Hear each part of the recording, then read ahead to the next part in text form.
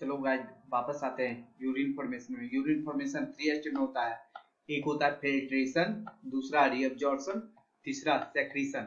Filtration कहाँ होता है? ग्लोमेरुलर फिल्टर, क्योंकि यहाँ पे जो होता है छोटा छोटा ग्लोमेरुलस में रीनल आर्टरी बन करके प्रेशर बढ़ा दिया है। प्रेशर बढ़ा दिया है तो यहाँ पे फिल्ट्रेशन होना स्टार्ट हो जाता है ज्यादा प्रेशर से, है ना। तो यहाँ पे 3 लेयर होता है, 3 लेयर मिलकर के जहां पर भी फिल्ट्रेशन मेम्ब्रेन बना रहता, अभी हम लोग पढ़े हैं किसमें, ये एल्वियोलाई में भी, वहां पर भी बेसमेंट मेम्ब्रेन, एंडोथेलियम और एल्वियोलाई का मेम्ब्रेन मिलकर के बना रहा था। यहाँ पर भी देखो एंडोथेलियम ब्लड वेसल्स इसका, फिर बीच में बेसमेंट मेम्ब्रेन, और थर्ड नंबर इपिथेलियम, ये इसका इपिथेलियम ऑफ बोमेन्स कैप्सूल, तीनों मिल करके बनाएगा फिल्ट्रेशन से, फिल्ट्रेशन मेम्ब्रेन, ठीक है। इसी से जो होता है फिल्ट्रेस पार होता है। यहाँ पे देखो 1100 टू 1200 ml होता है, 1200 ml होता है पर मिनट। और ये जो है 1/5 है किसका? Cardiac output. कार्डियक आउटपुट कितना होता था? 50405, लगभग 5 लीटर तो हो गया ना अप्रॉक्स, ठीक है गाइस। अब बोल रहा है इपिथेलियल से, ये जो बोमेन्स कैप्सूल है, बोमेन्स कैप्सूल के इपिथेलियल सेल में ये छोटा छोटा समथिंग स्लिट बनाता है, स्लिट बोर्ड बनाता है। ये कौन बनाता है? Podocyte cell. पोडोसाइट सेल जो होता है फिल्ट्रेशन स्लिट या स्लिट बोर्ड बनाता है, जो हमारा फिल्ट्रेट होकर के बोमेन्स कैप्सूल में आया है। ये जो बोमेन्स कैप्सूल में आया है, बोमेन्स कैप्सूल में आया है फिल्ट्रेट, इसके अंदर ये ग्लोमेरुलस से, इसमें सब कुछ रहेगा सेम, जैसा ब्लड का था वैसा है फिल्ट्रेशन। बट एक ही चीज नहीं रहेगा अल्ट्रा फिल्ट्रेशन के बाद, all the constituent of plasma except the protein. जो भी ब्लड में प्रोटीन पाया जाता है वो प्रोटीन, या प्लाज्मा में प्रोटीन था ना, एल्ब्यूमिन था, हिपैडिन था, नहीं पढ़े थे? ग्लोब्युलिन था। 90 to 92% प्लाज्मा का वाटर था और 6 to 8% प्रोटीन ही था, तो वो सब नहीं हो रहेगा अल्ट्रा फिल्ट्रेशन में। और ये देखो amount of filtrate form kidney पर मिनट, जीएफआर बोलते हैं, 125 ml पर मिनट होता है और डे में 180 लीटर पर डे। अब बोल रहा है कि ये जो है, अभी देखो ग्लोमेरुलर जक्टा ग्लोमेरुलर एपिथेलियम कैसे बोलते हैं, देखो ये जो है, ये बोमेन्स कैप्सूल हो गया, ये पीसीटी हो गया। मतलब मेरा ये नहीं बताना काम, इसलिए main come on the point, ये लुपोफेल हो गया। ये देखो ये डिजिटल कोलमोलेटेड ट्यूब्यूल हो गया, ये डीसीटी हो गया।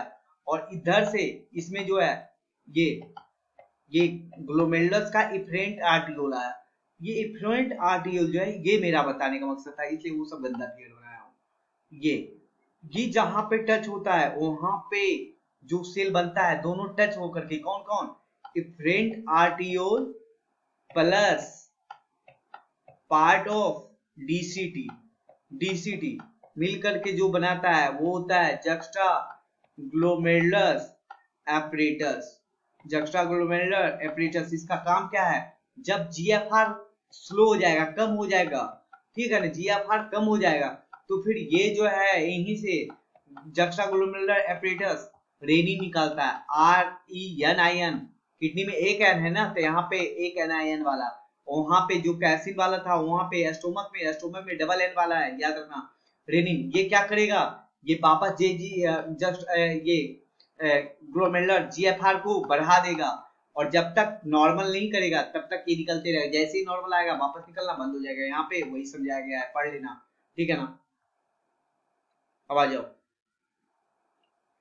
यहाँ पे रीअब्जॉर्प्शन देखो, कंप्लीशन वॉल्यूम ऑफ फिल्ट्रेट जो होता है 180 लीटर होता है, 180 लीटर हर दिन। अभी ऊपर बढ़े ना जीएफआर होता है, बट हमारा यूरिन कितना बनता है? 1.5 लीटर। 1.5 इसका मतलब क्या हुआ?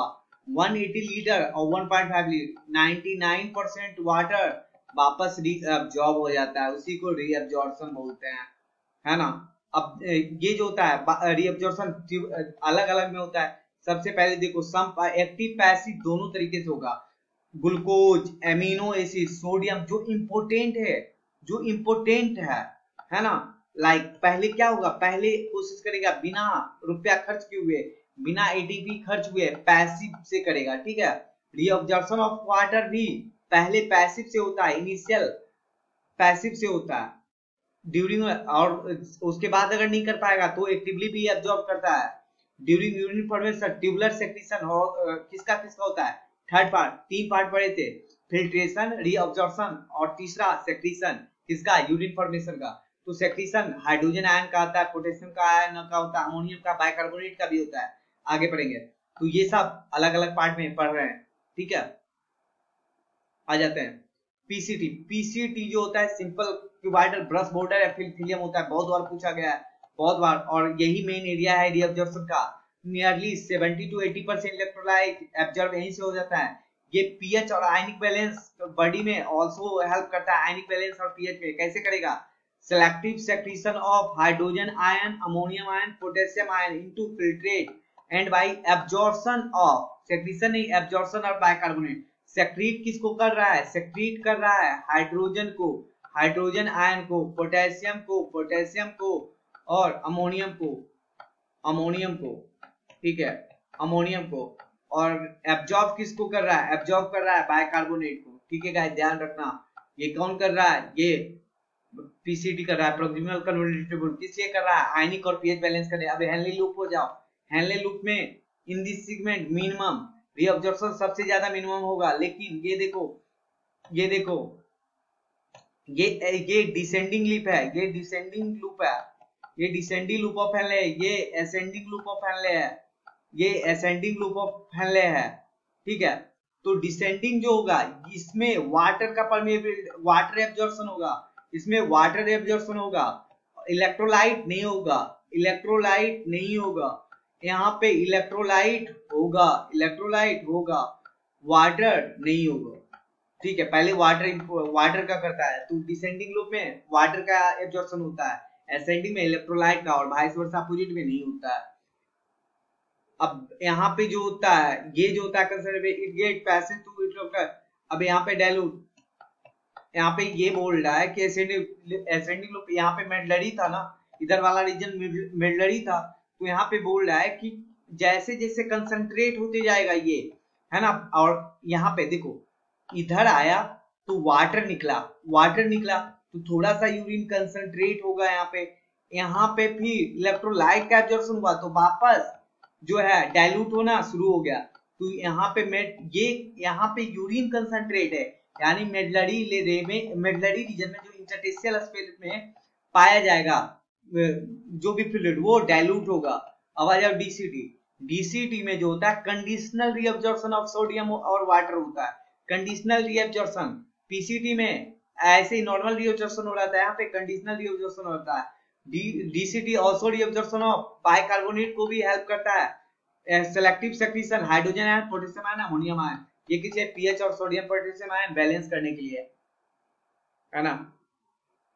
यहाँ पे देख लो फिगर, ये फिगर में नहीं है, आगे वाला फिगर समझा रहा हूँ, काउंटर करंट वाला।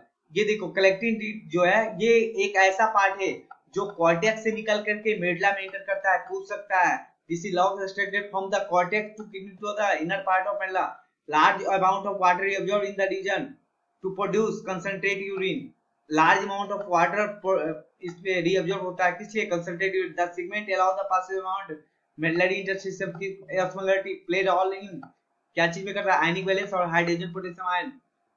और मैकेनिज्म ऑफ फिल्ट्रेट में जो काउंटर करंट में दो है, हेनले लूप और बासारेक्टा, यही दो करता है, यही तुमसे पूछा जाएगा, बाकी ज्यादा नहीं पूछेगा, बाकी मैं यहाँ से समझा दे रहा हूँ, ठीक है ना।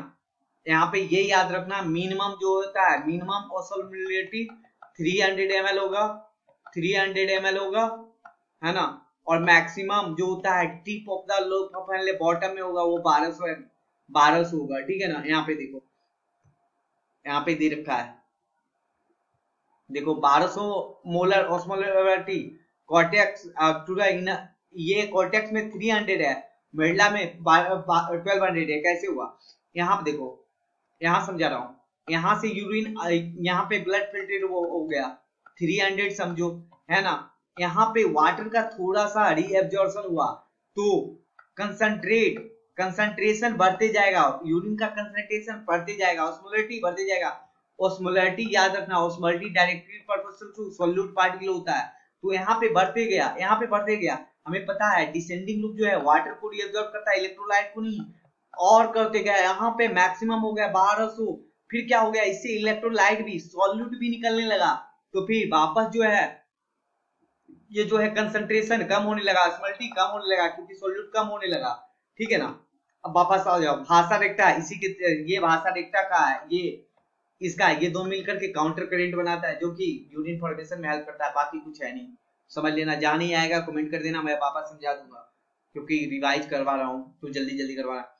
In the medullary intersystem such intersystem अगर प्ले, ये देखो ये ऐसे कलेक्टिंग डिपल में जो होता है अभी बताए थे यूरिन कंसंट्रेट होगा, ये याद रखना जो 4 टाइम कंसंट्रेट टाइम इनिशियल, जो भी यूरिन हमारा जो होता है किडनी जो है प्रोड्यूस कर सकता है कितना टाइम, 4 टाइम मच कंसंट्रेट कर सकता है, किससे, इनिशियल फिल्ट्रेट से, इनिशियल फिल्ट्रेट से। अब आ जाओ रेगुलेशन ऑफ किडनी कि कौन कौन रेगुलेट करता है किडनी का, आपको हाइपोथैलेमस, जस्टाग्लोमेरुलर एपरेटस और सर्टेन एक्सटेंट हार्ट, थोड़ा सा लक्ष्य भी करता है, वो दिमाग आ जाएगा। एस एंजाइम जो है एंजियोटेंसिन सेकंड को एंजियोटेंसिन फर्स्ट को एंजियोटेंसिन सेकंड में करता है, वो लंग्स से निकलता है, थोड़ा बहुत लंग्स भी करता है, ठीक है। तो अब आ जाओ यहाँ पे क्या है, हाइपोथैलेमस से जो होता है एंटी डायबिटिक हार्मोन कब निकल रहा है, जब जीएफआर डिक्रीज कर रहा है, जीएफआर डिक्रीज किया तुरंत गया एंटी डायबिटिक हार्मोन वेसोप्रेसिन कहां से, न्यूरोहाइपोथैलेमस एंटीरियर पोस्टीरियर पिट्यूटरी से निकला, ठीक है, पोस्टीरियर पिट्यूटरी जीएफआर इंक्रीज किया, ये क्या किया, ये जो होता है एडिया तुरंत रीअब्जॉर्प्शन ऑफ वाटर करना शुरू कर देता है, जिससे जो होता है जीएफआर वापस बढ़ेगा, और ये जो होता है वेसो कंस्ट्रिक्टर भी होता है, जिससे जो होता है ये भी ब्लड प्रेशर इंक्रीज करने के काम में करेगा, तो ये इस पर भी तो ब्लड प्रेशर इंक्रीज करेगा ग्लोमेरुलस वाले रीनल आर्टरी में, तो यहाँ पर भी फिल्ट्रेशन ज्यादा हो जाएगा, तो जीएफआर फिर से वापस नॉर्मल हो जाएगा, ठीक है, ये जीएफआर को बढ़ाएगा। अब देखो यहाँ पे दूसरा से रेनिन जो है, रेनिन का काम क्या है, एंजियोटेंसिन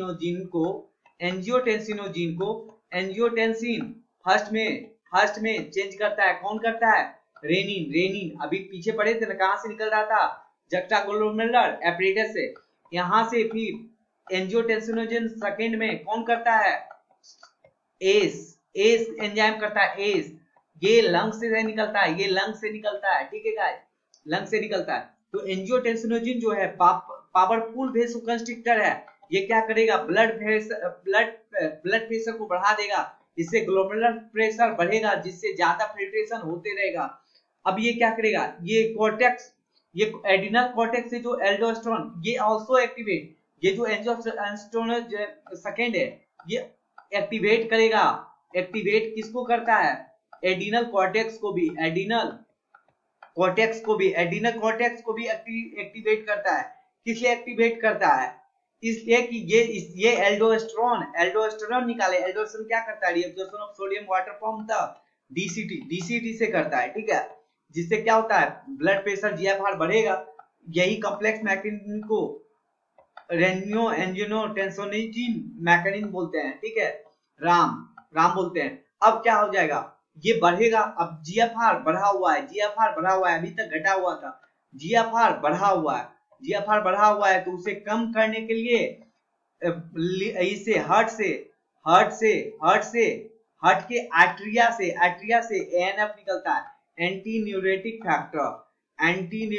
फैक्टर, ये क्या करता है, ये वेसोडायलेटर होता है, ये ब्लड वेसल डायलेट करेगा, ब्लड प्रेशर कम करेगा, तो जो बढ़ा हुआ प्रेशर था वो कम हो जाएगा, इसी को रास मैकेनिज्म बोलते हैं, रेनियो एंजियोटेंसिनोजन मैकेनिज्म। अब आ जाओ मिक्चुरेशन जो है ये कंडीशनल रिफ्लेक्स होता है, जब हमें अल्टीमेटली ये क्या होता है कि वॉलंटरी जो होता है सेंट्रल नर्वस सिस्टम में सेंड करता है, तो स्टेज रिसेप्टर होता है यूरिनरी ब्लडर में, स्टेज रिसेप्टर जो होता है सीएनएस को मैसेज देता है, उसके बाद क्या होता है, वो जो होता है contraction of smooth muscle, bladder में जो यूरिनरी स्फिंक्टर रहेगा उसे रिलैक्स करेगा तो मैक्चुरेशन होगा, ये याद रखना, रिलैक्स में मैक्चुरेशन होगा, और कॉन्ट्रैक्ट में नहीं होगा, उल्टा याद रखता है, कॉन्ट्रैक्ट में नहीं होगा, ये थोड़ा सा याद रखना।